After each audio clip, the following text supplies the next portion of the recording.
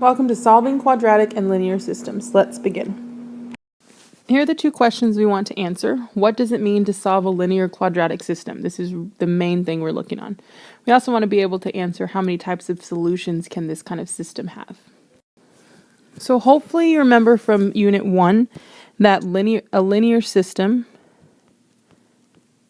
is just a set of two or more equations. Okay, that's all a system is. We usually work with two, sometimes three. But when we had a linear system, what we were looking for, the solution, was the intersection point. So if we had two lines, the solution was at the intersection point. Sometimes we had two lines that were parallel, so there were no solution. And then sometimes we had the same line, which meant the solution was infinitely many solutions. So we're still taking the same idea, but now one of our equations is quadratic. So with a linear quadratic system, here are the type of solutions we can get. You can have a quadratic and a linear function where they have two intersection points, two solutions. They can end up with one solution. That would mean the vertex of the quadratic was on the line, so that's one solution. And of course you can have no solutions because that would mean that the quadratic and the linear function never cross. So this is the idea we want to get today. Now you can solve a system by graphing. We did that before when we graphed two lines and looked for the intersection point.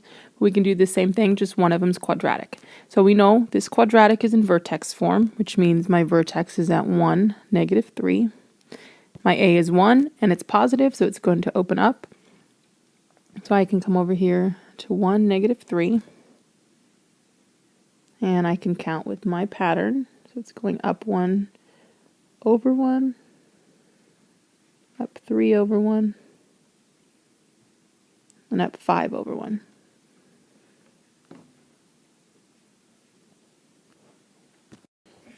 So here's our quadratic. And then we can graph the linear part. So y equals x minus 2. We're at the -2, +1 all the way. That's our slope.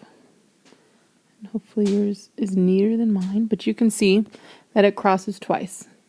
Once here and once here.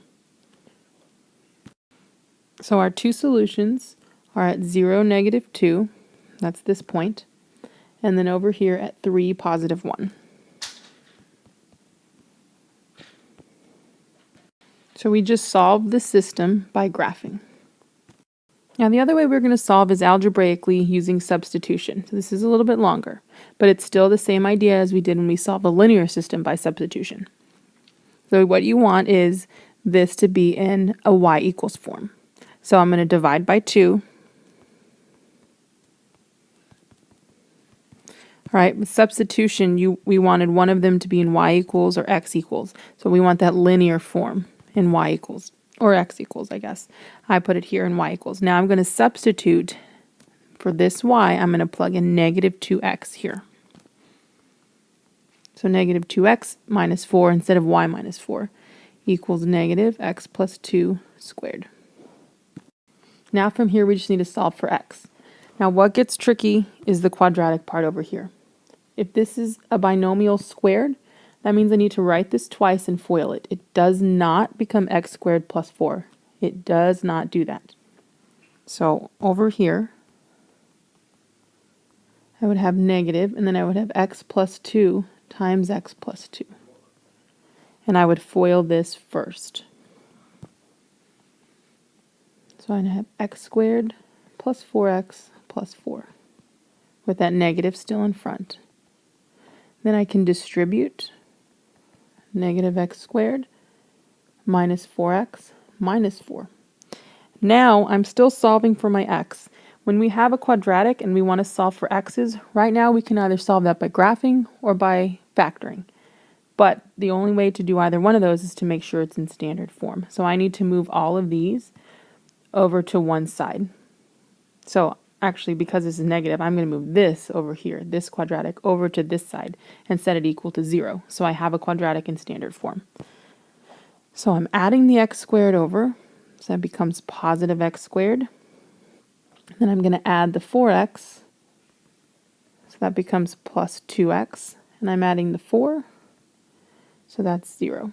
So x squared plus 2x, you could put the plus 0 if you want to, equals 0. Now I have a quadratic equaling 0 that I can solve using one of the two methods we've learned, graphing or factoring. But since we're solving algebraically, we're going to go ahead and do factoring here.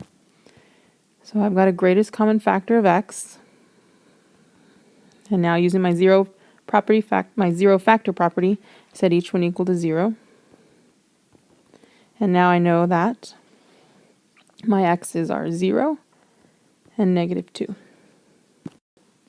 Now, remember with substitution, we still have to go back and find the y. So I've got two places where they cross. And I need to plug this back into the x here and find the y because I'm looking for my ordered pair where they cross. So coming back up here, I've got y equals 0. So that means it crosses once at 0, 0. And then using the negative 2, y equals negative 2 times negative 2. So y equals 4, which means that it also crosses at negative 2, 4.